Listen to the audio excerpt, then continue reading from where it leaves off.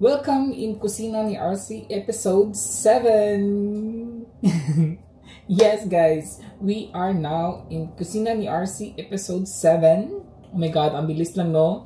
But anyways, good day. It's another day. It's another cooking day. Yes, in Kusina ni RC, of course. Our recipe for today is very simple lang siya guys. And we have been cooking this for a few times already in our vlog.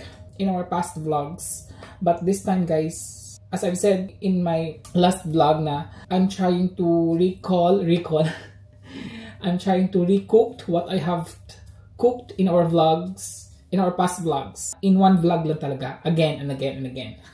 I have here the ingredients already in front of me, of course guys, you know me. Everything is all set, everything is ready. And by the way, this recipe is called Chicken Alfredo with Parmesan and Basil.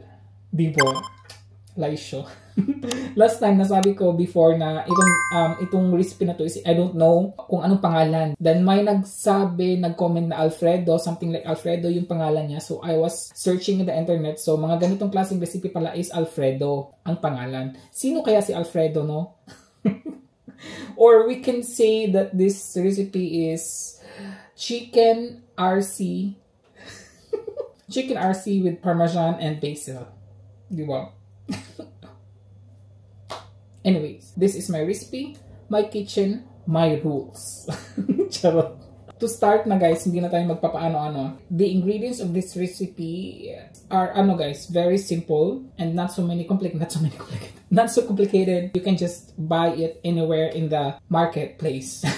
Papangalanan muna natin yung ating mga ingredients. Of course guys, since this is chicken, we have chicken breast. This is marinated na guys. 3 ingredients lang. Lemon, salt, and pepper. So you can marinate it overnight or just at least 3 hours or 2 hours. Okay na siya. Much better siya pag more hours na nakamarinate. And guys, maglalagay ako ng 1 kilong mushrooms. Mushrooms. Kasi guys, itong Alfredo sauce it's like with mushroom sauce. So ganun siya. And of course, ang ating shlagzani tawag nito. Equivalent nito sa Pinas guys is yung Nestle cream. Pwede siya. Pag wala, pwedeng gatas. Fresh milk, tas lagyan lang siya ng cornstarch. Pwede na yun. Of course nga, basil. Diba? Meron tayong basil. And of course guys, Parmesan, onions, nakaslice na onions, white onions, red onions. It doesn't matter. Olive oil. And guys, don't forget, red wine. Yes, we will be putting with red wine in these recipes.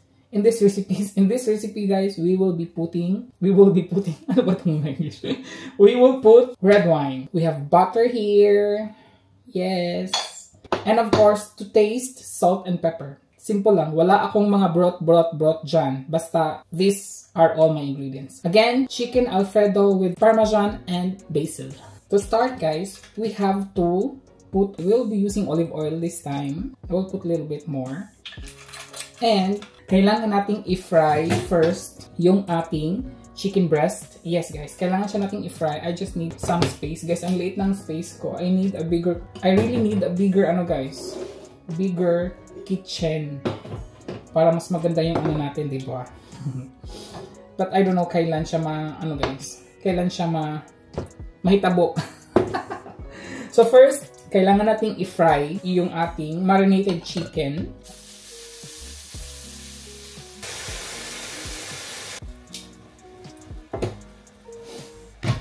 Actually guys, nakapag-ano na pala ako ng ating pasta. Kailangan ko pa pala siyang iyon sa tubig. Tanggalan na muna natin ang tubig. Ayun. Pinakulaan ko na siya ahead of time para hindi tayo ma-short sa time. Charot. And again guys, thank you guys sa ating mga new subscribers na nag-subscribe in Arcevil's channel. Maraming salamat po talaga. And welcome po in Arcevil's channel. So mga hindi pa po nakasubscribe guys, again, there. I-click nyo lang po yung subscribe button at saka bell button din po. Maraming salamat po sa mga nag-subscribe. And again, welcome po and enjoy in our channel. Thank you po for subscribing. So again guys, kailangan lang siyang mag-brown each side. Hindi naman siya totally yung guys, yung very yung parang mag-crunchy, hindi. At least mag-brown lang siya each side. Para ano guys, para yung may ano, basta para sumarap yung sauce. Ganon siya. And then, this ano nga pala is 250 grams. Tapos dalawa. Kasi nga maglalagay tayo ng mushrooms. Parang na din to siyang with mushroom sauce guys. Kasi mas madami to siyang sauce. Kasi gusto ko magkuha ng sauce nito with mushroom sauce. Para for the next ulam ko, like gagawa ako ng fried chicken, mga ganon. Meron ako mushroom sauce. Diba? Ganon siya guys. Ganon magluto si RC para ng parang mga recycled things, parang recreate things, mga ganon guys. May parang may humahagulhol. Ano siya guys, hangin. Kasi yung bintana is para na siyang half open, tapos ito close. Tapos yung mga window doon sa labas is close. So yung hangin is parang umaano siya.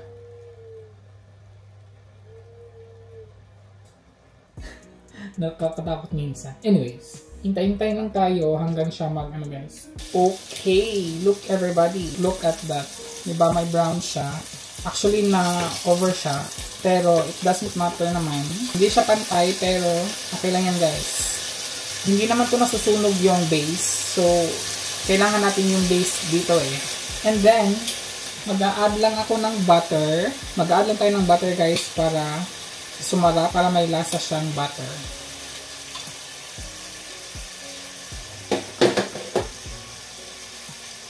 Ayan lang siya. Ayun guys, atin lang siyang kasi naglagay na tayo ng butter. So para ma-mix, ganyan na siya. Para na din matanggal yung base niya. Ang bango. Guys, hinahalo-halo ko na lang siya para hindi masunog yung base. Although napahinaan ko na naman siya, pero siya kailangan siyang ganituhin talaga i-mix. And kuha lang tayo ng ganito kasi kukunin natin tong fried chicken breast. Okay na siya guys. So, isi-set aside lang natin to. Kukunin lang natin to lahat. Yun, di ba? Ang ganda. Ang ganda niyang tingnan. Set aside lang natin yan dyan. At saka itong base na to guys. Gusto ko lang siyang isi-scrape. Pero hindi natin to itatapon eh. Para hindi siya malalo masunog. Kukunin ko to. Kukunin natin yan. Yun. Di ba? Masarap yan. And now, we have to fry first the mushrooms. Mushrooms muna guys. Lahat. Ang dami no? Ang dami siya pero later liliit yan. Liliit siya. Kaya muna natin siyang mag-moist. Actually guys, gusto ko talaga brown na mushroom. Pero pag bili ni partner doon, wala. Si partner kasi ang bumili ng mga ingredients na to. So wala siya nakitang mushrooms na brown. So, no choice. Puti na lang. Magiging brown din naman yan mamaya. Okay. Pwede na natin siyang okay-okayin.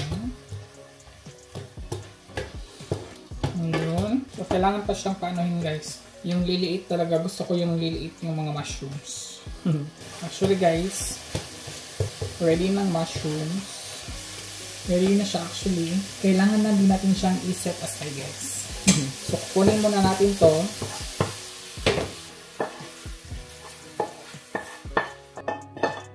Ayan.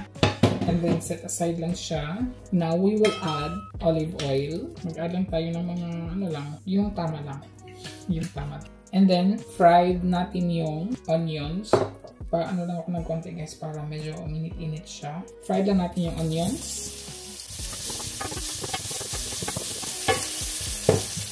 Mag-add lang ako ng konting butter. Konti lang naman. Gusto ko kasi medyo may butter taste eh. Ayun. Ang bango. Ang bango na everybody. Napakabango. Now, add our chicken. Dito na yung lahat guys. Lahat. I-add ko siya lahat. Sayang to. Tagyan to ng rice, no? Ayan, mix lang natin together with onions para may lasa yung chicken na little bit of onions and butter. Diba? This is very simple. This is very simple. Everyone can make this, can cook this, and create, you know, discover. Again, nandiyan na naman tayo sa create and discover, di ba? Yun. And then, add natin yung mushrooms. Gagamit ako ng ano. So, gagamitin ko para medyo ano siya. Ano pa siya, guys. Nahirapan ako. Nahirapan ako nito. Change tayo. Change position. Change position. Change position talaga. Ang ganda niya. Look naman.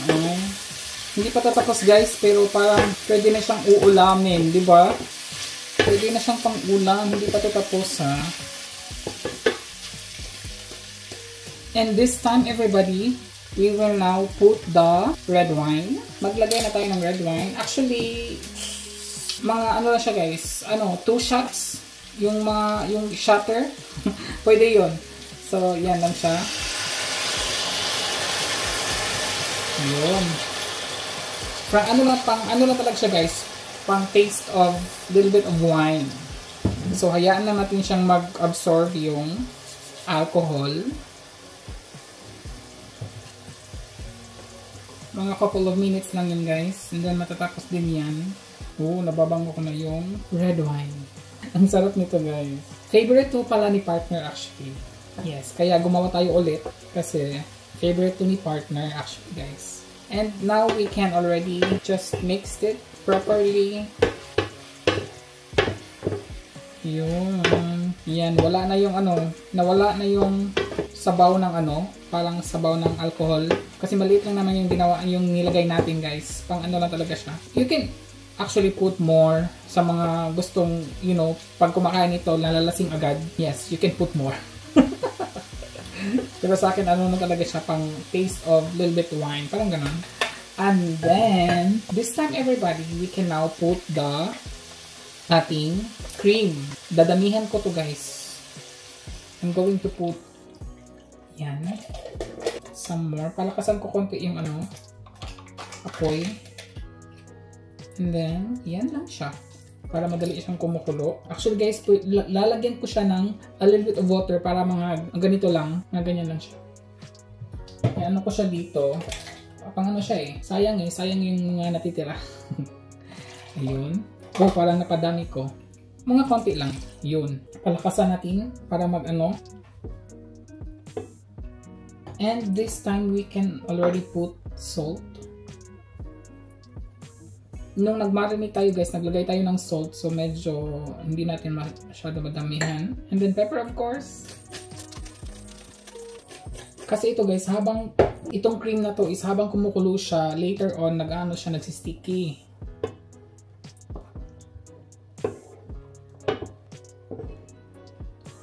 Papakuluan muna natin siya couple of minutes. And then, maglalagay tayo ng Parmesan. So, yan lang, guys. Yan lang siya. Diba? Ang dali. Very easy.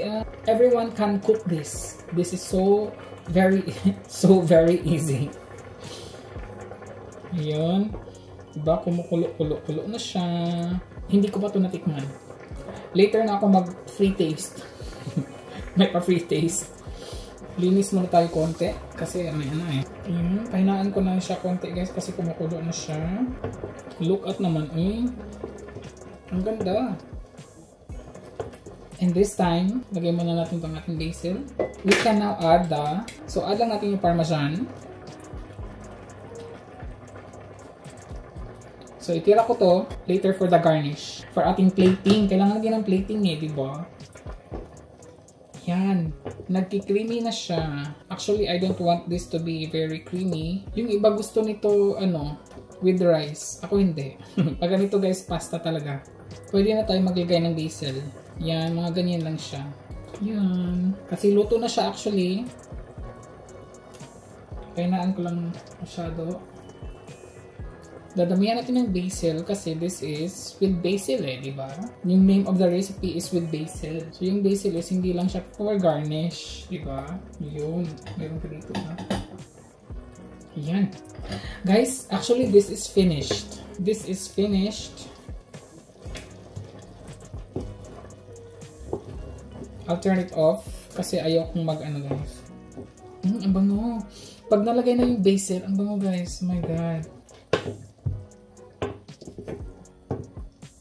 Guys, this is ready. The moment of truth. The moment of truth, guys. Of course, taste. Kailangan natin mag-taste. Uy.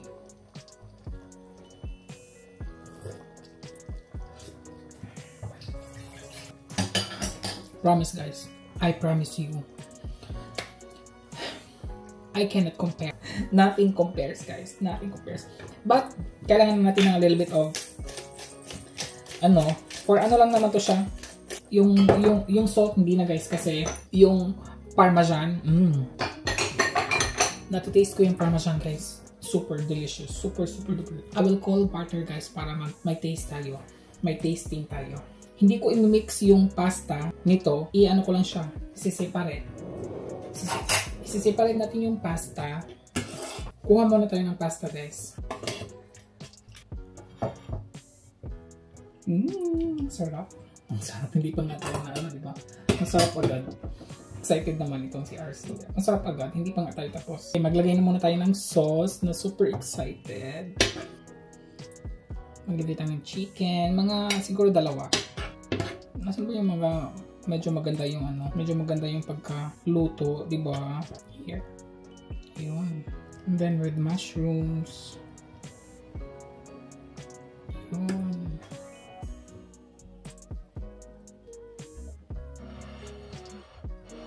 May pa-plating effect pa si RC today.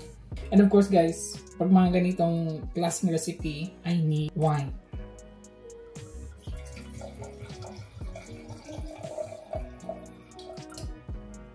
Diba? I need wine for this. You have to taste. Papunta natin si partner guys. Guys, inom muna ako ng pampa ano ba tawag nun? Basta guys, wine muna tayo. Cheers!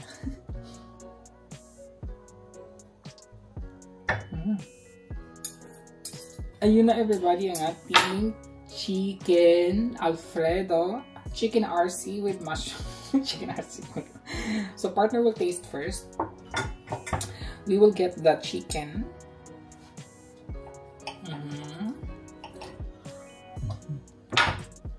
It looks so wonderful. Yeah, and we'll see the taste. It's also wonderful, right? Come.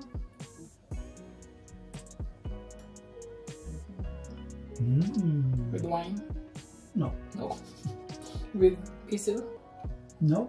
No. Good? So good, yeah. So mag-try din ako, no? Of course, I want with basil, with mushrooms. It's really delicious, my dear. Guys, kain na po tayo. This is my late lunch and early dinner. Kain po.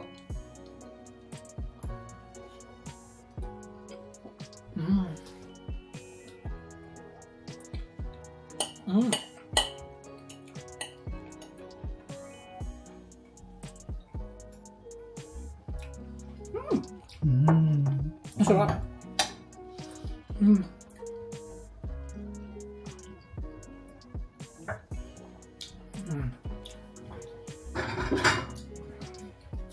For you? Yes, please. So guys, mag-ukad sa ni partner. Mag-ukad sa ni I partner. haven't eaten anything today. Yeah, because of this, right? Yeah, you have to wait. I also have. You can nuggets and try if you want. So, then later you come back here and then. Yeah. Di ba guys? Kakain muna po kami at maraming salamat po sa panonood. I hope you enjoyed our vlog for today. And so guys, try this guys. I promise, very delicious. And of course guys, sa mga new subscribers, maraming salamat po. And if you like this video anyways, please click the